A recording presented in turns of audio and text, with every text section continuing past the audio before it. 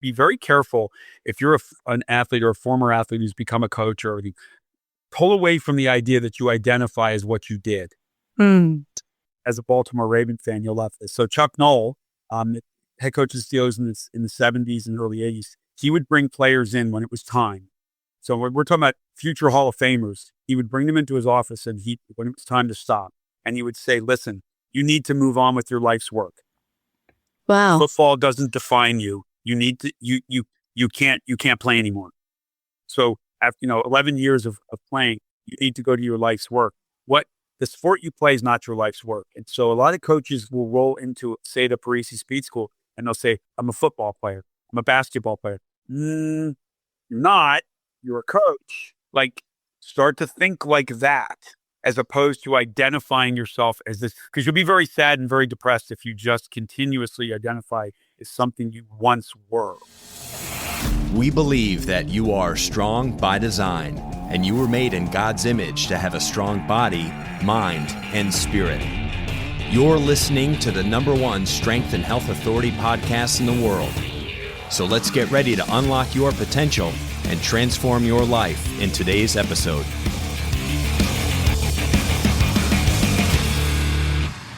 Hi, friends. Welcome to the Strong by Design podcast. I'm your host, Joe Miller, aka Joe Animal. You are in for a big and exciting dose of motivation and inspiration today.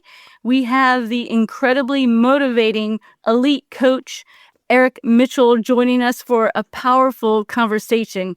You don't want to miss this. Thank you for taking time out of your busy day to join us. If you haven't done so already, please subscribe, like, comment, leave a review. That really helps spread the message. More people will hear about it and be blessed by it with you doing that. If you have any issues doing that, please send a message to us and we can help you figure that whole process out. Eric, thank you so much for joining us today. How you doing? That's my Rocky impression. How you doing today? I'm doing great. I'm a Philly guy. Even though I'm a Pittsburgh Steelers fan, I'm a Philly guy. So we're doing great. It's all good. Nice. I wanted to do the Rocky impression because of the whole Philly thing. And also, you are so incredibly inspiring and motivating. You're a modern day Rocky Balboa in your own way. And I was wondering, how did the whole Pittsburgh Steelers thing happen? I'm a Baltimore Ravens fan, so I don't know how we're going to do this conversation today. Well, listen, I have the utmost respect for the Ravens. So got to meet Ray Lewis a couple times, got to meet actually Terrell Suggs at an airport. And I had a Steelers hat on and he said to me, he goes, I can't escape you guys. I said to him, Terrell, listen, I'm a huge fan of defense. So I have such a great respect for the Baltimore Ravens because we're two very similar teams. How it came about, my family's from central and northwestern Pennsylvania. So though I grew up in the Philly area, my dad was an enormous Pittsburgh Steelers fan in the 1950s and 1960s. And then in the 70s, when they became a great squad, I got the honor of being able to see that team play and live and got to meet some of those players. Wow. So for me, it was it's so amazing that you asked that question because it's such a cultural experience for me as to why I love this team. And it tracks back to my dad. And that's a whole story unto itself. My dad passed away when I was 18 years old. And he's a big piece of my story in fitness and then also in motivation. But that's the reason why. And going to games for me now is a very important piece, not only to share the legacy of my father with my son, but the team represents such culture. And it's tough. The NFL is not the same as it used to be. It was a very different type of league when I was growing up in the 70s and early 80s. And so, but yeah, it's actually cultural for me, where it's a community that was built. And that's the reason why it became that. So here I am living in Philadelphia as a Pittsburgh Steelers fan. And also I'm very good friends, Joe, with a lot of Baltimore Raven fans. I've been to Empty Bank Stadium a lot to see the Steelers play the Ravens. And I have so much respect for your head coach and the players on the Ravens. So very similar feel. That's awesome. Well, you are one of the coolest Steelers fans I've ever met and known. That's incredible. Actually, I have a lot of respect for them too. And the fan base is everywhere. Everywhere. Even in Maryland, I've met a number of Steelers fans, and then now living in North Carolina, they're everywhere. So that's awesome. Well, I wanted to throw in that Philly thing. You have the toughness of Rocky Balboa, and then you also have the friendliness of the city of brotherly love, that Philly experience. When you say cultural, do you feel like that impacted how you interact with others? Yes, I think first of all, I think Philadelphia gets a bad rap. I think that there's times where there's been some shenanigans by people in Philadelphia. But Joe, I gotta tell you, I've been to 9 NFL stadiums to watch the Steelers play, and there's always bad apples in every community, obviously. But Philadelphia has a uniqueness about it. There's a friendliness that's maybe different from New York or Boston. So I really have a lot of respect for people in Philadelphia. But there is a tough edge. There is a tough edge. So I mean, that's the uniqueness. Now I live in the western suburbs. You would never know, living where I live, that we're 8 miles outside of a city of 4 to 5 million people. It's a wonderful suburb. It's beautiful. It's great to raise kids and everything like that. So, but yeah, it's a combination. I think you bring to the table where you got to have a little bit of toughness, especially from the industry that we came from, Joe. And then Yes. also a softness and an empathy about you. And I think that's definitely there's regional things that go on with that. I've had some friends from Montana who said, "Yeah, we're not like that. We're not like that at all." So it's just interesting the way that it's come about, and reputations and culture and community. I love that. Well, I was thinking about you, and in the time that I've known you, we met over a decade ago. And I've always thought that you're one of the kindest, friendliest, most energetic humans I've ever met. I met you at a Parisi Speed School conference. There was certification training, and I saw you multiple times. And right away, you became an instant favorite for coaching. I loved learning from you, your passion, your drive. You were very approachable. Your resume is super impressive, and you could have your nose up in the air or keep people at arm's length, but you definitely have a servant's heart. I can tell that acts of service must be important to you because you lead by serving others. And I wanted to share with those that don't know about you just a little snapshot that you're an athlete, an elite sports performance coach, a multi-business owner, philanthropist, and motivational speaker. That's just some of the things that are on your resume. For those that don't know, could you share a little more about yourself, about your childhood, your athletic endeavors, and beyond till today? Sure. Well, I mean, I was an undersized athlete all through middle school and high school, and chose to do multiple sports in college, and was really focused on developing myself as an athlete overall. Had some speed, Joe, so I was very blessed with that. There's the funny thing about speed. There's genetic potentiality of speed, and if you've got sprinters in your family and you're a sprinter, that's a unique subset of sports itself. And then you add other pieces of athleticism to it. I had to be tough, like you said, because I was small. So I had to be tough and fast and aggressive and smarter than everybody else on the field. And one of my idols when I was growing up was Walter Payton. And it's very unfortunate he died at a young age, but he would always say, "I'll be the first person to finish the first run in practice and the first person to finish the last run in practice." And that was the work ethic he had. And for people around this newer generation, in quotes now, Jerry Rice is a very similar kind of athlete where it was, he had to work very hard to get where he was. Well, I went through that and in college just embraced just being an athlete and enjoying that whole process. And the funny thing, Joe, about my evolution with this is like I said, when I was 18 years old, right before my sophomore year in college, my father passed away of a massive heart attack. So my dad smoked 4 or 5 packs of cigarettes a day. He drank a lot. And that's partly one of the reasons I don't drink at all. And so that's a piece of me that's always been like that. And then he was in a high stress job. And I always track back this, my in the end, and it kind of ties into when we're going to be talking later about things. It really wasn't any of that killed my father. My father lost faith in himself. He lost confidence in himself, and he was afraid to move forward. And I didn't realize that until later in life, that was the reason why. But for me, what happened was I was going to go into the Marine Corps, be a Marine Corps officer and go to law school. And that was the big plan. And then that got derailed right around Desert Shield and Desert Storm. and I went into fitness. I went into fitness. I had friends who were in the fitness world. Well, I was actually in the Nautilus world.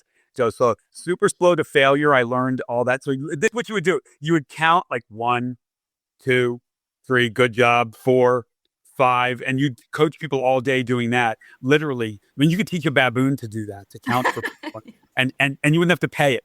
You just give it food. But I cut my teeth with some very impressive people, Joe. So in the Nautilus world, one of my mentors, Kevin Tolbert, was a coach with Jim Harbaugh from Stanford through the 49ers to Michigan. And he inspired me a lot, Kevin. And interesting, Kevin was one of the people about 1995, 96. He had said to me, Eric, maybe working with people on the main line of Philadelphia, where I live, Joe, the zip codes are almost dictionary because they're so wealthy. It is a very, very, some of the wealthiest zip codes in the country reside on the main line of Philadelphia. And we service all those people. But it's a difficult culture to deal with because they have a tremendous amount of money. And if you're somebody working for them, they look at it as especially when you're in your early 20s, you're just working for them. Right. And so that was one of the issues. And he said, why don't you get involved in training athletes? Well, I didn't know anything about that other than the fact that I was in sports. And so very interesting. I took a gamble, Joe, and there was a tennis coach I worked with named Eric Riley. He has Team Riley Tennis. He told me, I'll never forget this day. He goes, quit your job. I'll have 10 clients, 10 tennis players that you can work with. Wow. Within a week, like local junior tennis athletes. And Philadelphia is a hotbed for middle states tennis. These kids are outstanding. So I did it. I took the chance. And then a week later, he says to me, he goes, all right, you have to cancel everybody. We're flying down to the Chrissy Everett Tennis Center. You're going to train one of the best tennis players in the world on her footwork. Wow. So I was like, okay, all right. Okay. And really, Joe, I didn't really know what I was doing technically because sports performance at that point in the 90s. Now, the parallel, because this, Bill was already formulating the Parisi speed schools during this time frame, but I didn't know that. So I was training, and I'll never forget the athlete. I'm not going to say her name because I just don't want to get into that, but she was a top-ranked tennis player in the world, and she freaked out about her footwork. She freaked out and said, I'm not good enough to beat these young athletic kids coming up. And it was kids like Venus and Serena that were going to be coming on the scene and blasting into the scene soon enough. And if you were not fast and strong, you weren't going to beat them. And so it made me start to think, wait a second, there's something here for athletes. There's something here. So how it ended up, I called the fitness editor for the Philadelphia Inquirer. His name was Art Carey. And I said, you want to write a story about my company? And he says, well, what do you train? Like, and I told him speed, and there's a pause, and he laughs on the phone. He says, you can't teach speed. So this is 1997, Wow. says this to me, can't teach speed. And I didn't talk to him. Well, something really cool happened in 97. ESPN broadcast the NFL Combine for the first time. Wow. And they broadcast it. Now, mind you, it was like 1 or 2 reporters. Now people pay money to go watch it, the NFL Combine. Oh, and yeah. I've trained guys that have gone to it, so it's pretty cool. He calls me, and you're going to laugh because it was a parallel. Bill Parisi, if you remember the story, drove around in a $500 van. Yes. Do you remember that, right? Yes. I'm driving around the suburbs of Philadelphia in a white Chevy Blazer packed with equipment, just like Bill was doing. I had hurdles, cones. Art Carey calls me, and I always laugh at this story. I had one of those phones. It wasn't even AT&T yet. It was singular wireless. You had to pull the thing down and pull the antenna up. Yes. And he says, hey, I want to write a story on your company. Meet me at Haverford College in 45 minutes and we'll do an article about you. And so I agreed. And Joe, I didn't have a company. I made it up on the way to the interview. Really? Because I just made it up. I called it progressive speed training. And within 48 hours after the article came out, I had 72 phone calls from parents asking, how do you make my kid faster? You got to make my kid faster. And then jump to 2005. Bill Parisi contacted me. I had a couple business partners. We put together our first Parisi Speed School. We were the third franchise in Parisi Wow. history. Were you the And first one in Pennsylvania? we were. We were the first one in Pennsylvania, and we were in a gigantic sports complex, an old airport. They converted into all these fields and indoor fields. Wow. And so then in 2014, I became a master coach for Parisi, and that's when I went going out and doing certifications. Now, here's the other piece of it that if your listeners are talking about, if anybody has this thought, oh, it's great, it's all cherry blossoms and such an awesome thing. It's not always. It's a difficult business to be in. It's very demanding. And I had some iterations of Parisi because I had bad partners. So I read people the wrong way for the longest time, Joe, and would always end up in a situation that could be, for an owner, very uncomfortable. But I was the honest one. So I was always the one taking, okay, well, I'm gonna keep this going. So I'm going to make sure that it stays afloat no matter what happens. So for anybody, the industry is tough. Sports performance is tough. I'm not saying that people shouldn't do it. I'm saying be prepared for the idea that just because you have a passion for coaching kids doesn't mean it's going to be smooth all the way across the board, for sure. I totally agree with that. The mental toughness needed in sports will help develop you for coaching. I know I worked at a number of gyms before I went to the Parisi Speed School. It was such a blessing and an answered prayer. I thought, what, something like this exists? This is incredible. I wish that I had done that in my playing days. And I played 3 sports in high school, college softball, and then went on to lifting competitions. I actually played tennis in high school. But the skills that I learned with the Parisi Speed School, all the training that you guys fed into us, that really helped me to teach athletes all the skills of athleticism. Because I coached high school softball, but that teaches them the skills of the sport, but not the skills of athleticism, the power, explosiveness, the strength, the footwork, all of that.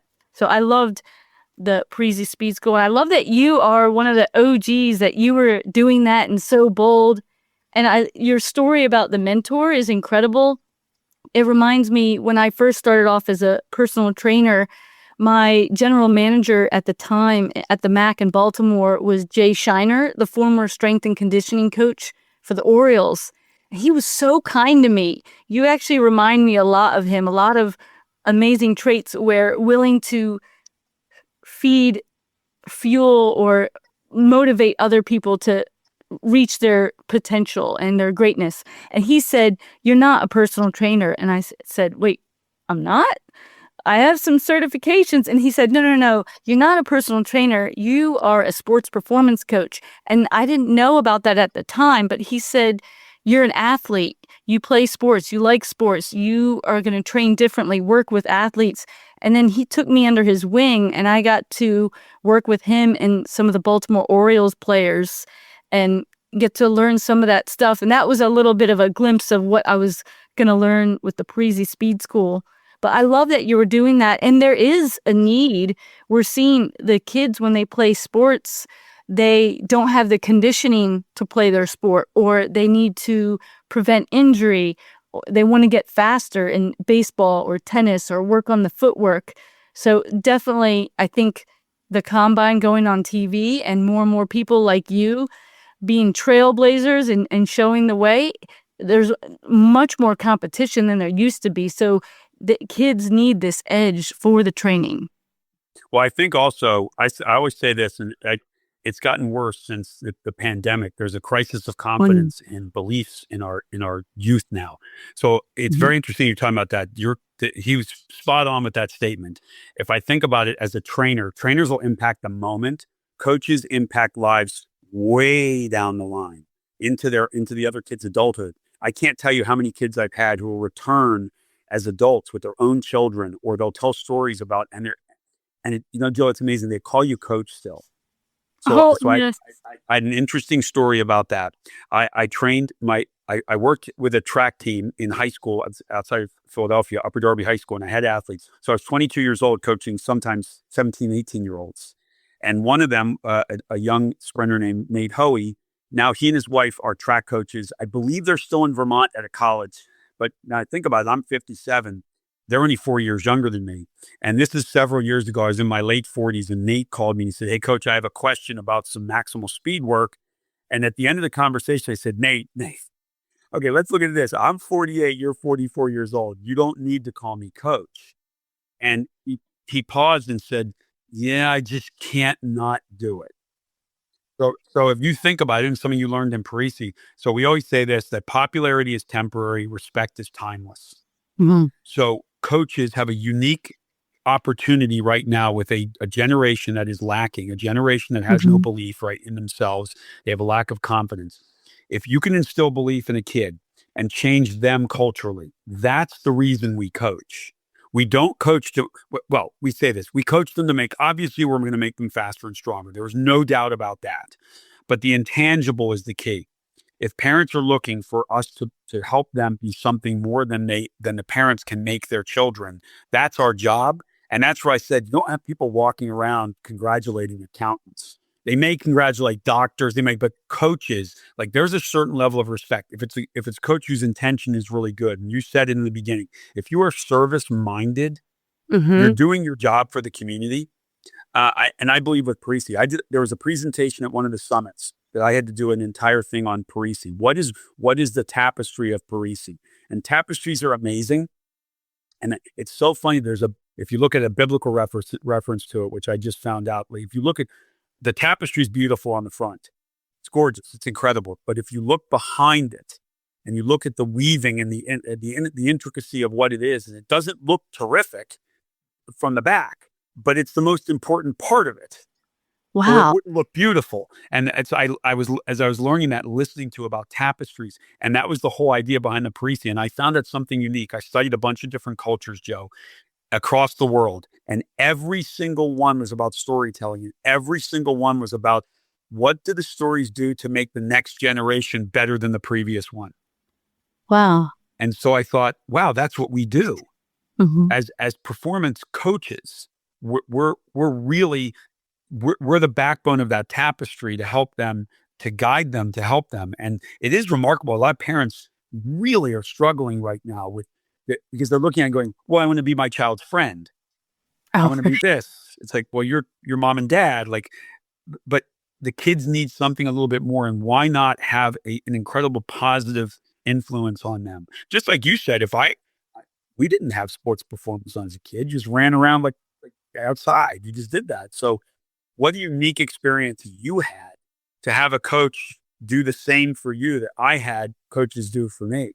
And that's Mhm. where I said, Joe, like I learned just as much from you in those interactions that you learned from me Oh, at the same that's time when we were coaching. It's true. wow. That's incredible. And I love what you said about how it's hard for people to not say coach.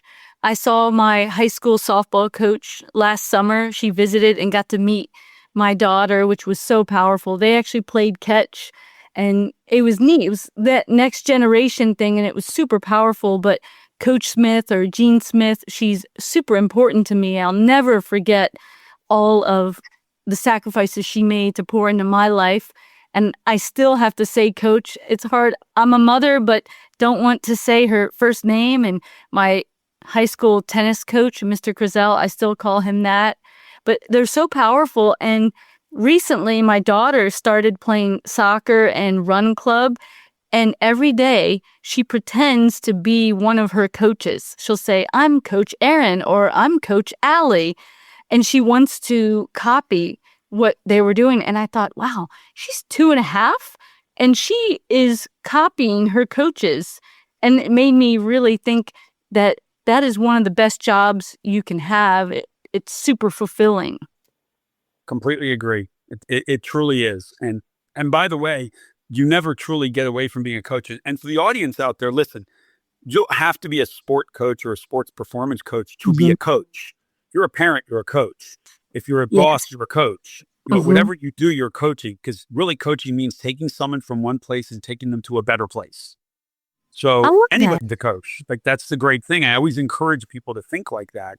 Mhm. And then also, this is the cool thing, Joe, that happens when you talk about service. And I'm a really big believer in service. That's why we're here, not just from the perspective of fundraising, which I love to do fundraising work, but also if you take young athletes and you give them the ability to be servant leaders as young athletes, you're going to change the dynamic of their entire community. And isn't that the coolest piece of this? That you've got kids that can now serve their communities. They might only be 12, 13 years old, but they have a service mind to them. My son has a service mind.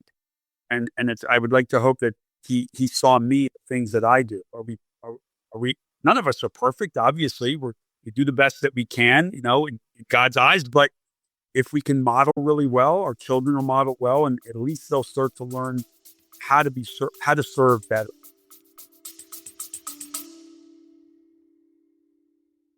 Hey friends, Jared here. If you're a dad like me, you carry a lot, more than most people will ever know. You show up for your family, you work hard, you try to lead well, even when you're running on fumes. But sometimes, quietly you wonder, where did my energy go? My strength, my drive? And I just want to say, you are not alone. You're not broken, but your body may need some help. That's why I want to tell you about something that's been helping other dads get back to feeling like themselves again. Critical T. It's a natural supplement designed to support healthy testosterone, energy, and drive without gimmicks or chemicals. And this month, because we're celebrating Father's Day all of June, you can buy 1 bottle of Critical T and get 2 free. Go to criticalbench.com and click Father's Day in the top right-hand corner to access this special page. Because being a dad isn't about being perfect, it's about being present. And when you feel strong, you'll lead strong. That is so beautiful. I know I mentioned the philanthropy work. I definitely want to hear more about what you've done and how you got into that. But that service mindset and teaching young athletes, that is so powerful and beautiful. I love that. I feel like in order to serve, you need to humble yourself. And if you are a humble athlete, you are going to go much farther than an athlete that's not serving. If you serve self, you don't get very far, but serving others, you're limitless. What made you get into that? Why is that such an important thing for you to teach? Well, so my mom was a special education teacher for about 48 years. So Wow. she taught not only teaching, but she did career work for them for many years. And I think observing that and seeing that definitely gave me some kind of foundation as a youngster to see that, hey, this is somebody who is serving people and not, it wasn't about the money with special education. It's kind of tough. But I think that's the model right there. It's watching what my mom was doing with special needs populations. And it just encouraged me to help others all the time. And it's funny, I've always been like that. Even as a teenager, I always wanted to help people as best I could. No, as best as a teenager could, but here's the fact that if you can now take your experiences and lay it out to another generation and hopefully teaching them a life skill that they're going to take with them to serve their community. What do we always say? It just takes one change, 1 degree of difference in your community. And it makes a difference. Unfortunately, this society is they want to be human highlight reels and, TikTok and all that stuff. But the reality is, how are you really changing? How are you really impacting people? And hopefully it's from Parisi and what I've done, and we were training for Warriors as well. And in the years I was with them, that you're going to impact people to do something better for their community. So that's my philosophy. Well, you're definitely living that out. I mean, the Parisi Speed School has a very special place in my heart. I moved away from Baltimore, where I was at LifeBridge Health and Fitness, and they had a Parisi Speed School inside of there. And some of my fondest memories come from working there. And I worked at a number of gyms. It was my favorite coaching experience. And I was so impressed with Bill Parisi. When I met him, reading multiple books and just scouring the internet about him. When I met him, I couldn't believe how kind and approachable he was. He treated me like I was a big deal. And I just really loved that. And there were a lot of great coaches at the training at corporate, but I have to say that I remembered you the most. And I think that your servant-like personality and your kindness, but also you have so much passion and inspiration, and you're coaching in so many ways, like you said, not just sports, but as a father, with family, friends, and we're going to learn more later in the episode about other types of coaching you're going to do. But thank you for doing that.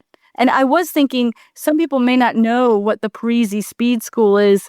Could you share to those who don't know what it is? Yeah, so Parisi Speed School, I mean, now we can really say it's the cutting edge of all youth sports performance.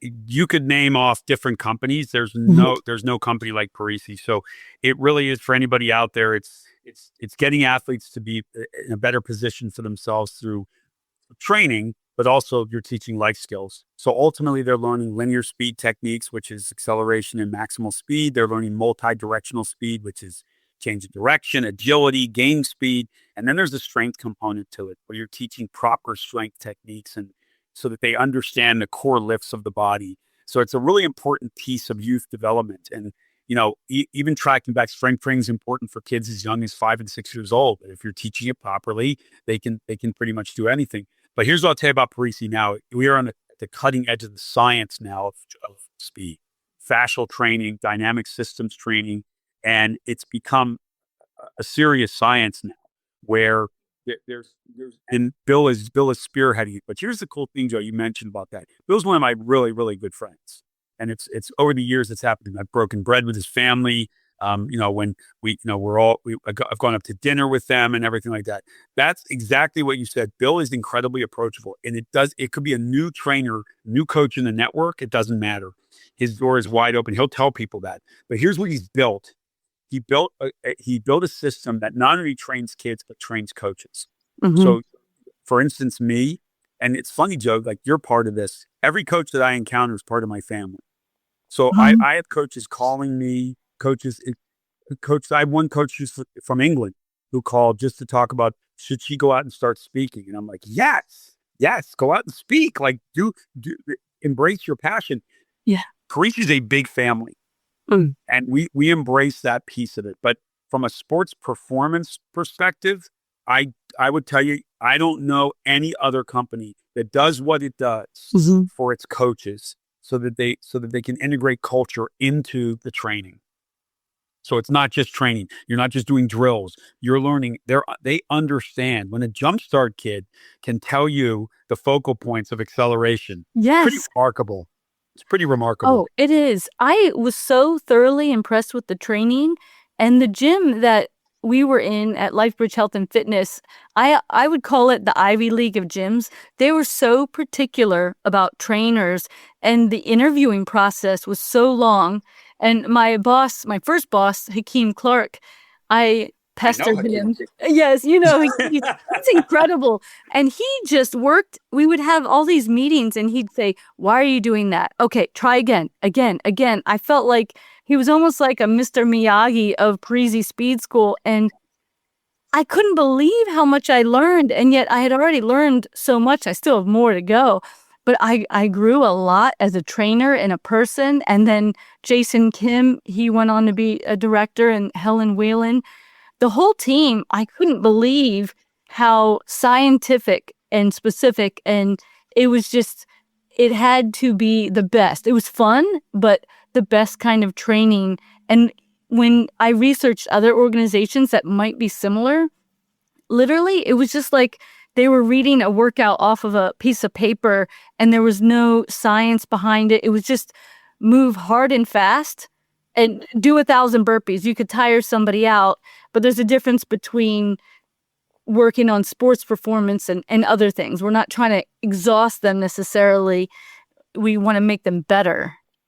Well, it can't be about the coach's ego. And unfortunately, in our industry, there's a lot of ego-driven coaches. There's a lot of ego-driven programs. And I'd like to believe that Parisi, listen, we all clearly, we're alpha males and females. So there's definitely going to be some personality, egos and everything. But when you can check that at the door, and the real goal is to make kids better. And I would tell you, I would choose a coach who doesn't have necessarily a PhD or a master's in exercise science. But if I can bring a coach in that can communicate with kids, I can teach them anything. Joe, I can teach them anything as long as they can communicate with a child and get at their level and make them feel comfortable. Then I'll take that coach and teach them and help them. And what I love about the program is, like I said, I do certifications all over the country, and I learn more from young coaches in a day. I'll go, oh yeah, that's kind of cool. I think I'm going to have to bring that back to my coaches at my speed school because Well, I've never seen that before. So I like the innovation of Parisi and the flexibility of Parisi now. But hey, listen, the first day when you do certification, the first day is focused on culture. We'll ask questions to the coaches and say, did you have a negative or a positive experience as a youth with a coach? How did that shape you? And we've had people cry. yes. And like, I mean, it gets very emotional. And you cannot tell me that your story is not more important than, say, Bill Parisi's overarching story of having a $500 van. Your community, it's more relatable about you.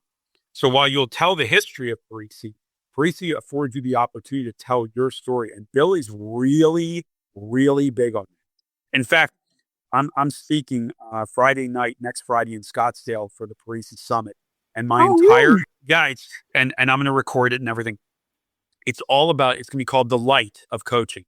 They are the light of coaching. And I'm going to tell the story of the four candles with that. That's a very powerful, powerful, inspirational story because it relates back to that they're the last candle standing and they can relight all the other candles of hope, faith, love. Like that's what a coach does have to do. And if you do that, and that's why I said coaching's not just coaching people to be better athletes, it's coaching people in life. And I really believe in fact, more so now even, that coaches are the light of our society right now. Because you're igniting somebody's motivation, their belief in themselves, and that's important. Oh, I completely agree. I believe everyone needs a coach. Kind of like maybe in some ways everybody needs therapy at some point. You get some sort of objective viewpoint from someone to help you be healthy, but a coach, we all need that. And you also mentioned training for warriors. Can you share a little bit about that for those who don't know? Yeah. So another good friend of mine in the Parisi system, Martin Rooney, he branched off and was doing something called Training for Warriors, which originally it seemingly was for mixed martial arts fighters, for ultimate fighting people. And I got to actually see some of them train. But I'll never forget, Martin took my staff during one of the certifications. We went up to the smaller gym in Fair Lawn, New Jersey. We were training this thing called a hurricane. And I'll never forget, I said to him, so you're leaving, aren't you? You're going to do, and he was like, what? No. So no. And he branched off and started Training for Warriors, which was more for adults. It was very symbolistic. The Colosseum was its symbol. Lions were all over the symbolism of it. And I was literally the first license ever in Training for Warriors. Wow. And I didn't know that. I was the longest tenured one. And it was for adults. It was training for adults. And the motto was lift heavy and sprint. But it had a lot of Parisi behind it because Martin was the educational director of Parisi. The level of motivation that he would bring to the table was remarkable. And again, it was another subset away from kids. I was working with adults and everything. But what I really embraced, Joe, was the culture of it. Into the roar was one of our sayings. It's the story of lions and everything. And we would have these awards that would, you'd get these lion heads. In fact, I still have it. I still have the lion head. That was one of our awards. And the award was I got the Nächstenliebe Award. That's a German word for loving your neighbor more than yourself. And the reason being, and this ties in, I started doing fundraising for children that were victims of shaken baby syndrome about 2014. And here's why. We had an incident in our local town that happened to a child who was killed by his stepfather. And so I was driving in the car and I heard that it was a local radio station talking about that there was a memorial service coming up. Joe, I don't know what happened. I got off the ramp, turned around, got back on the highway and went right to the church. I didn't even think about it. And I wanted to be a part of that. And then from then I started raising money for these children. What happened was somebody said, there's a child in Greenville, South Carolina. You might want to look into this case. Now, I don't know these people, didn't know who they were. I organized an entire Training for Warriors warrior workout fundraiser for this child at a Training for Warriors Parisi in South Carolina, Greenville, South Carolina. I wanted to do it in Charlotte. And I talked to Martin. He goes, well, why don't you just do it at the one in Greenville? I said, I didn't even know we had one in Greenville. So that started to kind of snowball with that. I'm no longer in training for warriors, only because of circumstances, changing gyms. We're literally right next to a CrossFit, so I can't do adult training in the Parisi we're currently in. It's fine. I have great memories. I learned a great deal about people, got to meet people from all over the world that are in training for warriors. It's in like 30 some countries. Oh, wow. So it's pretty remarkable. But here's the thing. If you look at everything, is all built on culture. So every class we did story time. There would be stories. And as a coach, and I implore anybody that's a coach or anybody that is an aspiring coach or is a fitness trainer, incorporate storytelling with your client base. Believe me, they want to hear it. Believe me, they want to be motivated. Even my NFL Combine guys at the end of their sessions would be like, are we done? I'd go, yeah. And they'd be like, whoa, no, we're not. You got to do story time.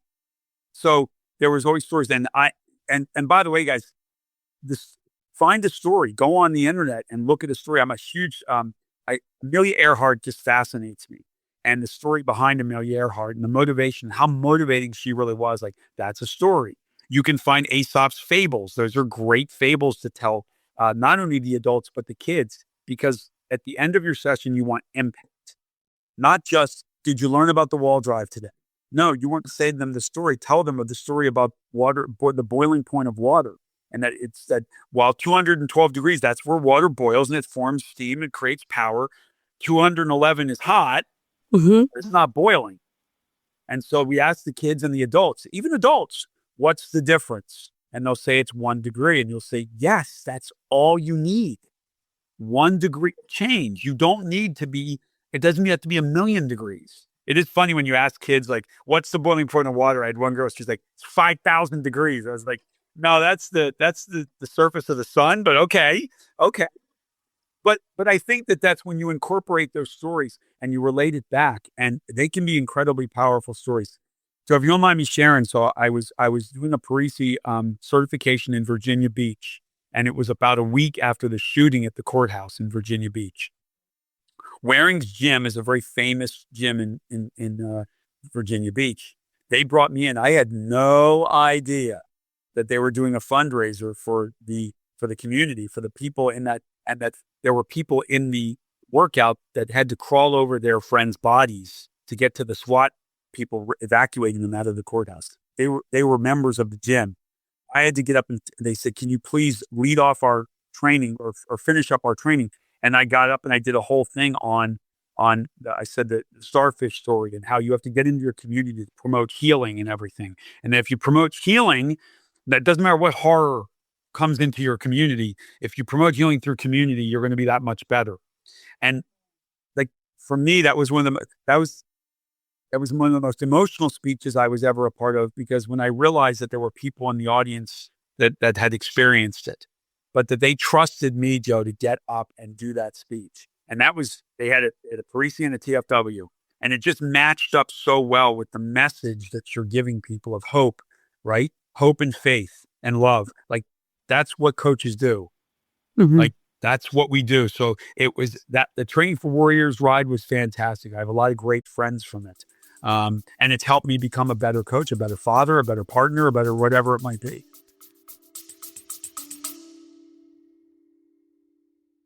Hey, it's Coach Chris, and this month on Strong by Design, we're celebrating fathers, not just with a holiday, but with a movement. Because in a world that seems to constantly downplay the role of men, we still believe that fathers matter. You're the protector, the provider, the example.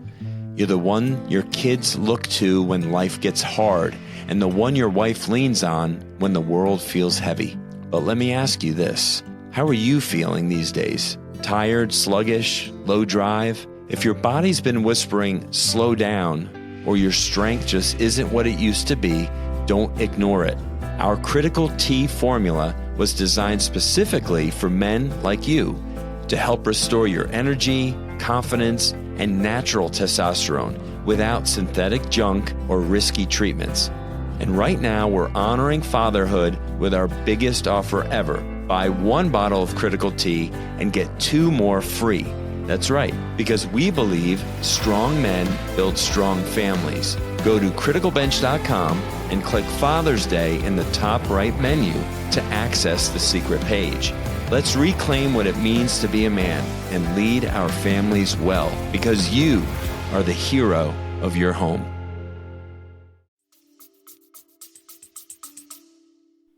Wow. That is powerful. You are definitely a born leader. God has wired you for incredible leadership in many areas, and I'm excited for people to learn more about the other ways that you're leading. Whew, that got me. And Yeah. the Amelia Earhart mentioning that made me think, did you say that you were a military buff, like a military history buff Yes. at some point? Yes. My major was military history and international relations. So very fascinated by and my uncle served. My uncle was a 5th Engineer Marine on Iwo Jima. So he was a Marine, and luckily I got to experience the stories of my uncle telling me the stories about what happened on Iwo and what it was like to be from a small Pennsylvania town, going from there to California to Guam, to back to Hawaii, then Hawaii, and then to jump off point at Iwo Jima, and to hear those stories. And I have a memoir he wrote that about his experiences, and I have maps of Iwo Jima that he took from Japanese officers. So I have that stuff. It's pretty incredible. So yeah, so military history I'm fascinated by it. Well, you're an excellent storyteller and well-spoken. You have a very good vocabulary. I enjoy hearing you speak. I think I'm going to start calling you General.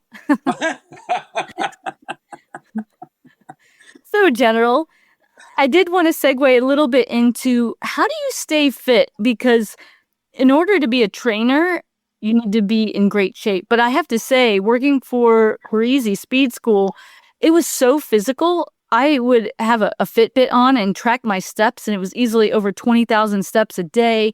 I'd be super sweaty, have to change a lot. You're demonstrating a lot. And there's a lot of activity. How do you stay so fit and maintain your fitness? Well, funny you should ask that. So I took my Parisi Speed School when I was 36 years old, and promptly, because I was still sprinting. I was still running sub 11 in the 100. I was running about 10:70 100 at 35, 36 years old. But our bodies are not well designed for high impact direction change past the age of 35, probably. And I blew both knees out doing high speed testing. I'll never forget this. I was doing a 5:10.5 demo, Joe, and one of the girls I was testing, I was showing her the 5:10.5, came off the line, hit the plant, and all of a sudden she goes, "Ew, what was that?" She goes, "Was that your leg?" And I said, "Yeah, it was my leg." So I ripped all the articular cartilage in my right knee, did it in my left knee as well. And then I had 2 microfracture surgeries, where what they do is they drill 9 holes in your knee, and then it bleeds into the joint and forms a superclot, and it becomes scar tissue after non-weight bearing. Well, that's fine and good. It's not cartilage. So what do you think I promptly did? I sprinted, and I lifted, and I demolished my knees. So when I was 48 years old, I had my first knee replacement. And then at 51, I had a second knee replacement. So when you're asking about that, yes, fitness, I was way ahead of schedule because I was already fairly fit. But it's funny you're talking about this now. So up until about, I'd say 8 weeks ago, 6 weeks ago, no, 8 weeks ago, I was struggling with even my weight.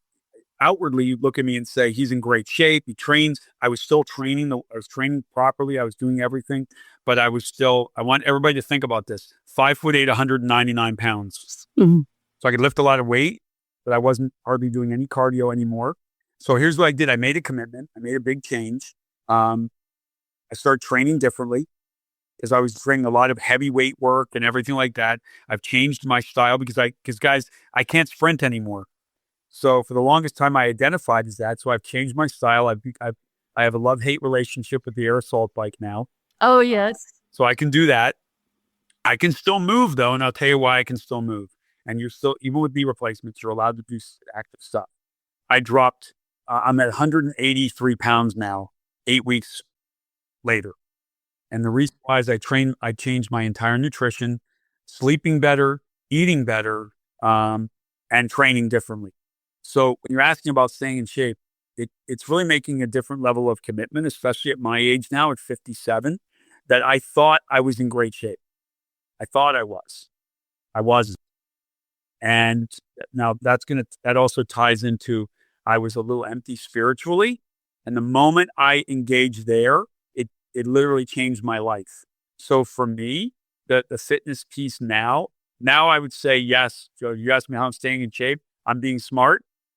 I'm being smart across the board now. So for anybody that's out there, listen, don't stop.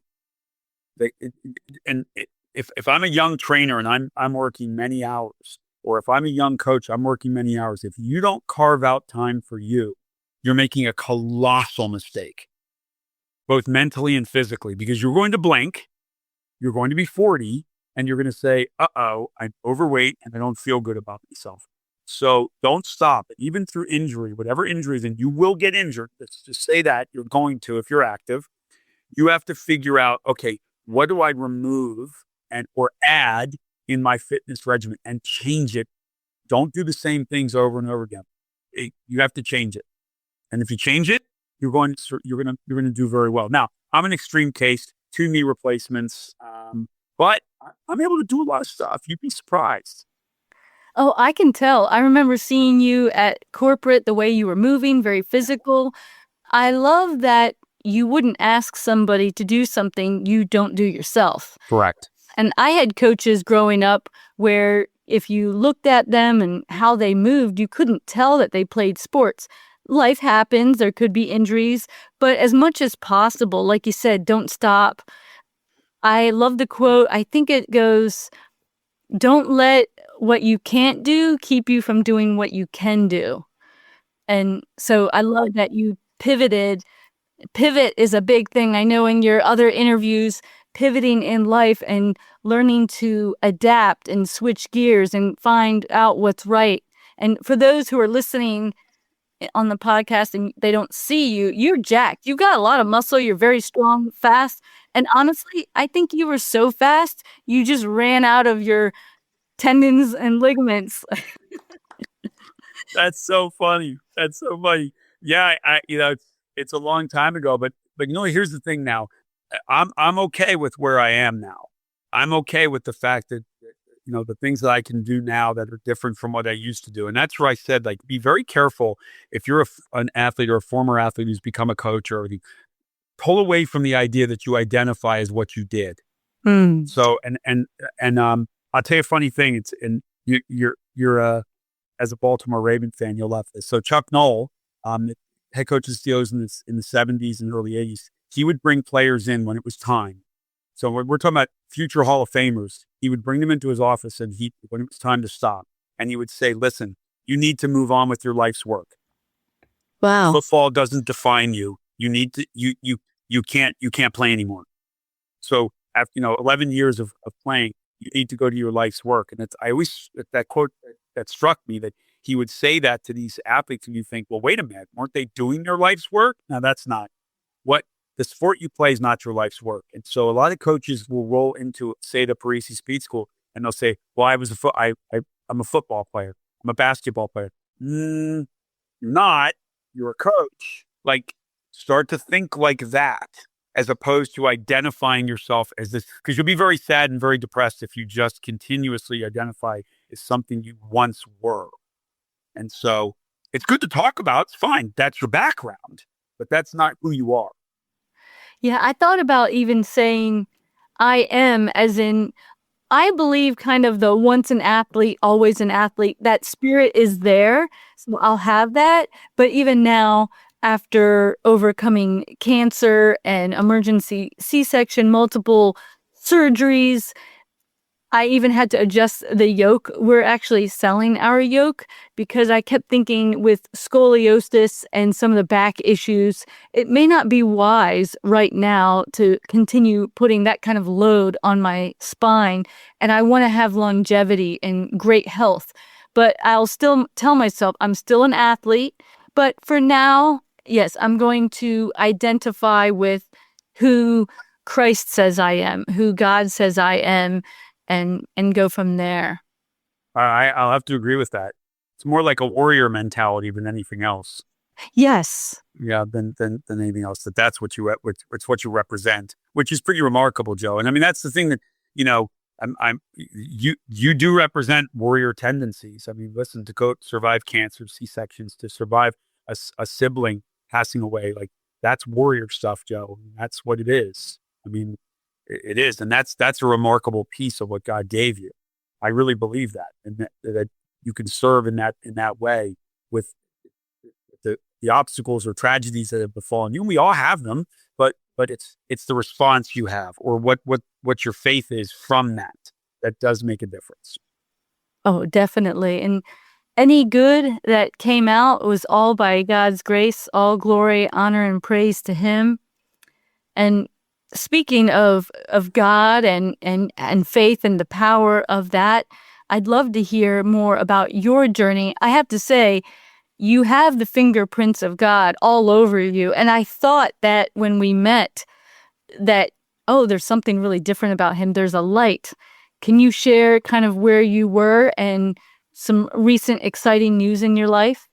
Yeah, I mean, I have a very interesting background. My family's it's two split religions. My mom's side of the family was Jewish, Joe, and my dad's side of the family was Baptist. My parents met in college, and we weren't really raised religiously. We weren't really raised anything. We kind of had I would say, just a secular existence. And so think about this for everybody in the audience. I'm 57. And now this is the big thing. So that I didn't really I believed in a higher power. I just didn't know what. I wasn't, what's the saying? I didn't know what I didn't know. Mm-hmm. That's where I was. And I was, had a marriage that failed. And there was a lot of reasons why. Got a wonderful child out of it, which is really great. And then was in it, the past 8 years, I was in a relationship with my girlfriend, Karen, and I have no problem saying her name, and it's all right, I say.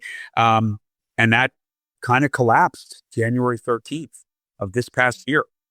And it kind of collapsed. And my response to it, because we didn't talk for 30 days, and it was a diametric change in my life. But within 48 hours, Joe, something said to me, and it had to be God, you got to write this letter to her. Write the letter, and then when you guys talk, read her the letter. Mm-hmm. Like, read it with everything she brought up as to what was going on in our relationship. And I'd lost my fire. That was the main piece of it. I'd lost my fire with work, and people might not be able to believe that because we're talking about it, but it's true. Like, that's what happened. And so we didn't talk. And then essentially February 13th, a month later, she told me, she said, we're done. And I said, nope, I don't agree with that. Let me read you this letter. Let me read this. I read her the letter. It was very emotional. It was a very emotional situation for me. I rarely shed tears. I did that time, the entire letter. Oh, wow. So did that. And she said, I didn't expect this. This is not what I expected, because I think she expected me to say, either beg or just say, okay, whatever, whatever. And she's had a lot to think about. So we're trying right now to repair it. It's going to take a long time to repair, but I'm patient with faith, and this is how it's going to tie in. February 15th, I'm sleeping, and it's Saturday morning. I jolt awake at 4:30 a.m. And I have some good friends who know Steve Furtick's church in Charlotte, and got baptized down there. And I just felt this presence. It was Christ. And I had to jumped on the website, took the prayer of baptism. And from that point on, I pray every morning and every night. Every morning and every night. But 4:30 a.m. I've been getting up at 4:30 a.m. every day since February 15th. Now, since then, Karen and I have talked, and at first I wanted to get baptized at Elevation, but she said, "Why don't get baptized at my church, her church in her town?" And so we're trying to work the details of that out to get baptized there, and it's changed my life. Wow. My focus has changed. I've started a new business as a result of it, and it is literally that moment where I accepted Jesus, that I changed everything. And it's just such a calming feeling. And even when you start to have human emotion and I get anxiety or anything like that, I can trust and lean on him because I can pray and ask. And that's been, I can't even explain both the emotional and rational depth of it. Wow. That I experienced. And here's what I'll tell you. I'm writing a book. It's dedicated to Karen, because she was through God, she's the switching point. She was the pivotal point that had she not done that, so I don't know if we would be sitting here having this conversation. Wow. And so I owe a lot of gratitude to her that she guided me towards that. Where our relationship ends up, I don't know. It's okay. It's not my plan. It is God's plan. Forcing it would make no sense. And so, but it's an amazing experience that all of a sudden this program that I built is going to come to fruition. And it's obviously it's God first. Yes. But through Karen, it motivated me to make some changes as to what I wanted to do in my life. Wow. So she was the catalyst that led to all of it, planting the seeds. And it's amazing. We don't want pain and suffering, but it seems to be a lot of times our greatest teacher. And I love how in the book of Romans, it says that God works everything out for our highest good. And so he can use that pain. Not everything is necessarily good, but good can come from it. And it's so inspiring how you're using a time where you felt lost and in the wilderness and everything's collapsing around you, then to embrace Jesus is so powerful. And speaking of coaching, Jesus is the ultimate coach. You got that right. I agree. I completely agree. Wow. And it kind of reminds me like a modern day Apostle Paul's story. He was blinded on the road to Damascus, and then I was blind, now I see. And then he was able to see and became a great believer. In a way, it was like there was that blinding and now you see. And it's really cool that you've got this brand new chapter in your life. I'm sorry for the pain, but it sounds like you're using that for good to start a new business. Can you share what the new business is? Yeah. So that a day after that revelation for me, I created something called the Tsunami Effect Coaching. And what it is for adults, high performing adults, in the business world, in the sports world, in everyday life, that if they don't see the ripples of fear, anxiety, frustration, and depression, if there's small ripples, which if you think of a tsunami, that's where they start. There's a great disturbance. There's a mass amount of energy, but you don't really see it at the source. It's very small until it starts to approach your shoreline. And I use that as the example of your subconscious and conscious mind, that's the shoreline. And by the time the tsunami hits, you're in a state of depression. You're immobile. You can't do anything. And as these tsunamis crash ashore, it's not just one wave, it's multiple waves. Mm-hmm. It also then, after the first wave, there's debris everywhere, which is smashing into you at the same time. What I want in my coaching business now is for these people to recognize the ripples before they become tsunamis. Yes. Or if they are tsunamis, how do you create citadels to protect yourself in? And I think that's an important piece of this. And from that, literally the moment I had this religious experience, everything started to flow. The connections started to flow. I started to reach out, and I had one person reach out and they said, "You have to write a book." And I found a publishing company that is independent publishing, and it's amazing what they're doing to get this book written. And again, like I said, through God, Karen triggered this, and I'm building an entire business that's very different from what I did, yet not, because I'm still a coach and I'm still motivating people, but at a different level now. And that's the wonderful thing about it. So creating the tsunami effect, I mean, think about it. Somebody asked me, they're like, why the tsunami? I said, I'm fascinated by tsunamis, number one. I said, and also I'm living it. Mm-hmm.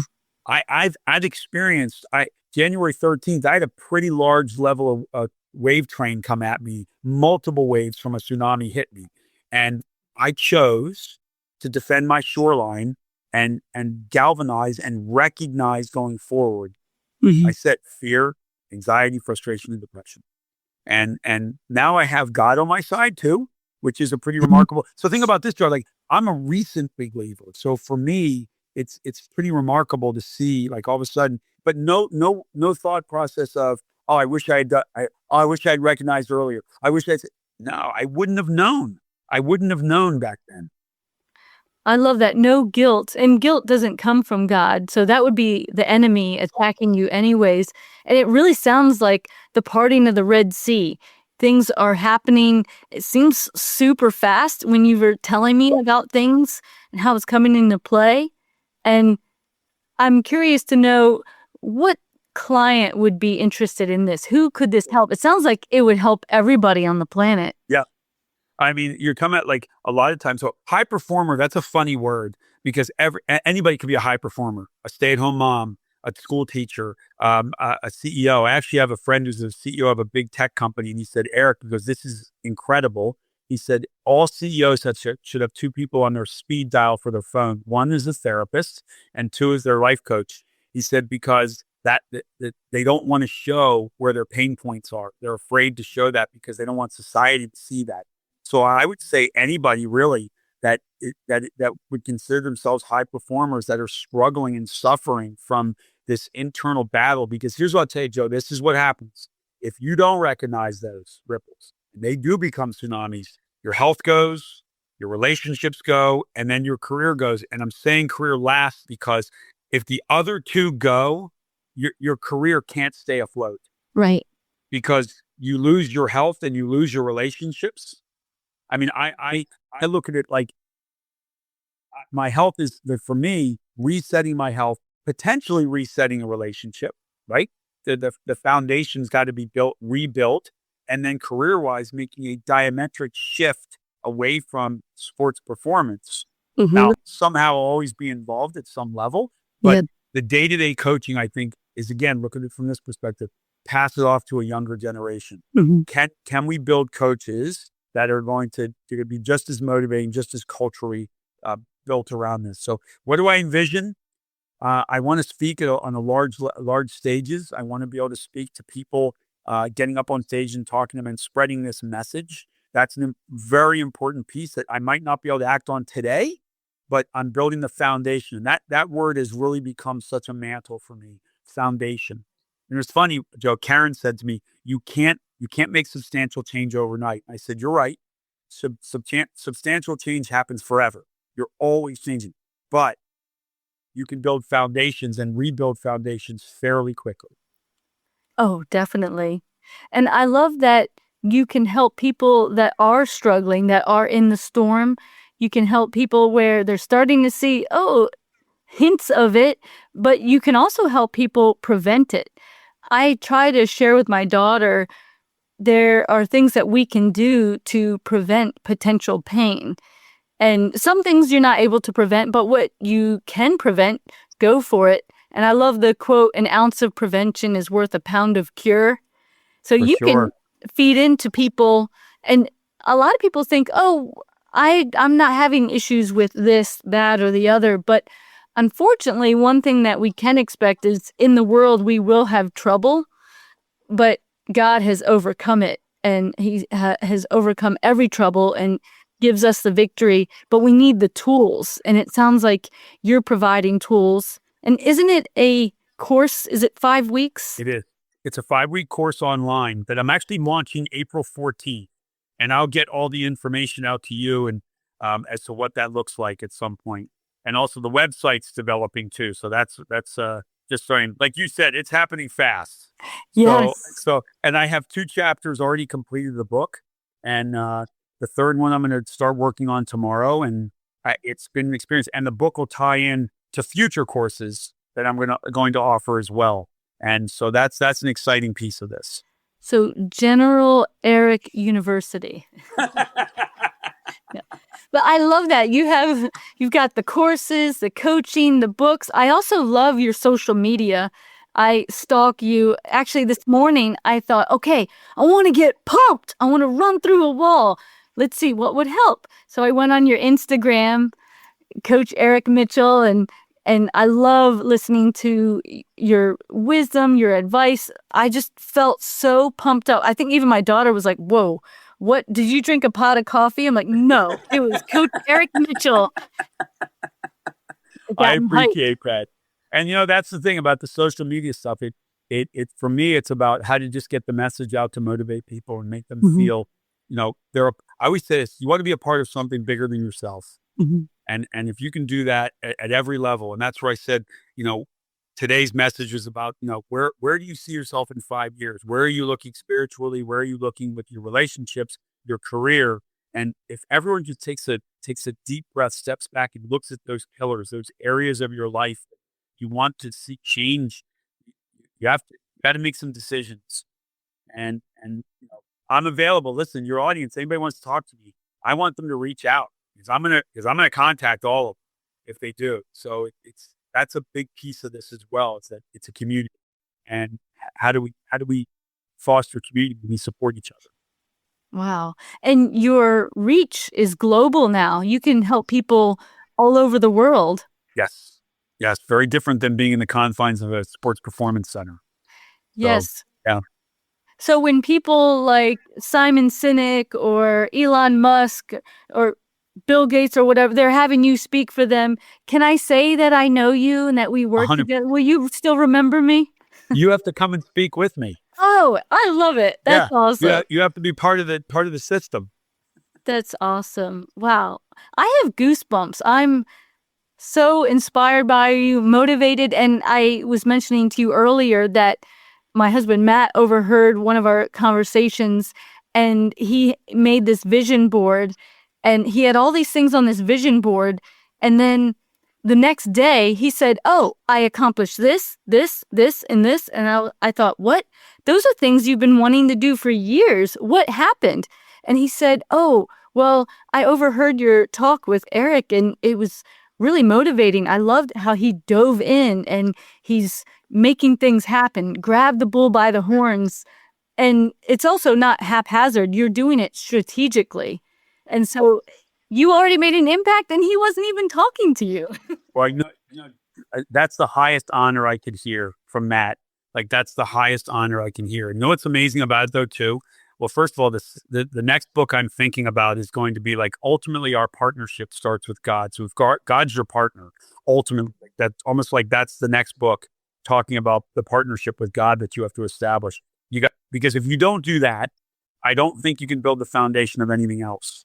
And so that's an important part for me. But you see what I mean by that community? Like, already, like the effect, when you say that to me, that motivates me even more. But, listen, I hired a coach who is a very good friend of mine who is in Florida, who is motivating me. He's got me going along his program. That's the reason I'm able to coherently put things together. And I love it because he tells me, he's like, did you do this? No. Well, why didn't you do this? Let's go over why you didn't do it. Let's go over the pieces of it. So anybody out there, if you need a coach, you got to hire a coach. Yes. You got to hire a coach. And there's a monetary value to it. And if you put a monetary value to it, you'll follow through on it. And I learned that. And for me, it's, this is where I am right now. And I said that in the beginning, I'm going to, the first 15 people in the program, I'm really going to give a steep discount for the first 15 people in my program, but I know the worth of it. Yes. And I know the worth, and so eventually it's going to get to the point where it's going to be like, significant, but it doesn't matter because I think people look at it and go, I need to invest in me. And that's just like, we if we don't invest in ourselves, we're in big trouble. Exactly. And here's what I'll tell you. Here's why, because I've learned God invested in you. Oh, amen. That's why. So we should do it because the expectation is we're built for greatness. We are built for greatness, and we have to do these things to be great. And so it gets me charged up when I hear that you were talking, like that Matt said, like, oh, I'm so excited. Like, I love that because it shows you that the impact that you have on people is great, and it affects you too. It motivates you even further. So that's awesome. Yeah, it was incredible. He actually got certified as a CrossFit coach and wanted to do that for 12 years. And then after that talk, he was signed up, ready to go. He did it. And he keeps saying, I can't believe I did it. I can't believe it. It's been over 12 years. I've wanted to, but you already helped from afar, and you are just going to do even greater and bigger things. And I love what you said. Basically, we are God's masterpiece. Ephesians 2:10 talks about it. And we are loved, chosen, wanted, and we are worthy of good things. And God wants us to love ourselves. And one of the most loving things you can do is invest in yourself. In this coaching, wow, I'm super excited for all the people you're going to help. How can people reach you? Well, I think right now the easiest way, social media is great. I mean, they can, Coach Eric Mitchell on Instagram seems to be where people are really reaching out to. It's the same. It's Eric Mitchell on Facebook. There's a segment of population that loves to use Facebook, some that likes to use Instagram. Yeah. But I will tell you this, listen, if anybody ever wants to email me, they can. It's easy. It's coachericmitchell@gmail.com. So simple. And they can definitely contact me. When the Tsunami Effect Coaching website comes out, I'll share that with you so that you can, if you want to be able to tell people this is where it is, this is what it's about. There'll be more things on the Tsunami Effect coming out very shortly, which is exciting. But like all the social media stuff, I just started this, so it's really getting cranked up now. So that's pretty exciting. But I'm an open book. If people want to contact me and talk to me, I would love to engage in conversations with people. And they can certainly check out all the Tsunami Effect coaching videos up on Instagram for sure. That is awesome. Thank you for all that you're doing. Thank you for joining us today. This was a real treat. It was the treat for me. Pumped. It was the treat for me. Oh, it really was. Well, thank you. And for those of you listening, thank you so much for taking time out of your busy day. Please subscribe to the show, hit the notification bell, comment, share it, just tell everyone possible about it, because this show is bringing light to a world of darkness, and we need more encouraging stuff like this. So thank you. God bless everyone. Thank you so much for listening to the Strong by Design podcast. If you found value in today's episode, please subscribe so that more people can find out about our show. Plus, you don't want to miss any future episodes with the amazing guests and topics we have lined up for you.